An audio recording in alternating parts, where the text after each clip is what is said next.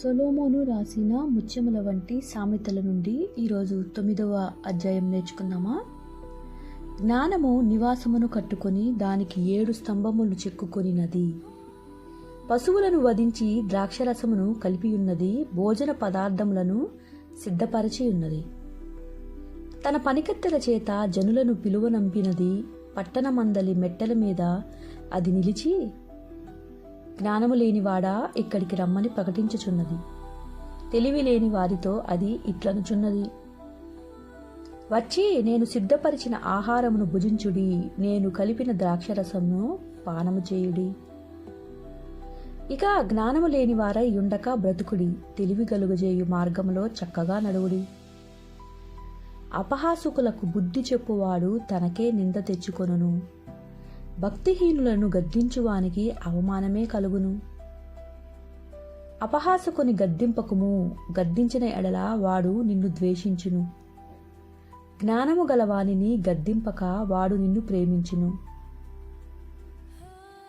జ్ఞానము గలవానికి ఉపదేశము చేయగా వాడు మరింత జ్ఞానము నొందును. నీతి గలవానికి బోధ చేయగా వాడు జ్ఞానాభివృద్ధి నొందును. యెహోవా యందు భయభక్తులు కలిగి ఉండుటయే జ్ఞానమునకు మూలము. పరిశుద్ధ దేవుని గూర్చిన తెలివియే వివేచనకు ఆధారము.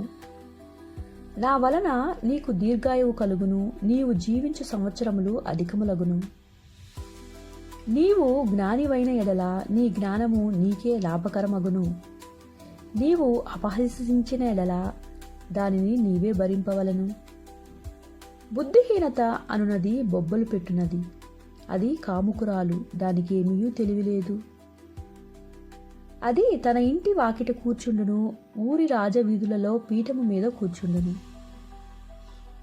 ఆ దారిని పోవు వారిని చూచి, తమ త్రోవను చక్కగా వెళ్ళు వారిని చూచి, జ్ఞానము లేని వాడా ఇక్కడికి రమ్మని వారిని పిలుచును. అది తెలివి లేని వాడొకడు వచ్చుట చూచి, దొంగిలించిన నీళ్లు తీపి, చాటును తినిన భోజనము రుచి అని చెప్పును. అయితే అచ్చట ప్రేతలున్నారనియు, దాని ఇంటికి వెళ్ళువారు పాతాళ కూపంలో ఉన్నారనియు వారికి ఎంత మాత్రమునూ తెలియదు. ఈరోజు సామెతలులోని 9వ అధ్యాయం మనం నేర్చుకున్నాము. రేపు 10వ అధ్యాయం గురించి తెలుసుకుందాం. ఉంటాను. ఇట్లో మీ అనుశ్రీ మెండు. Thank you.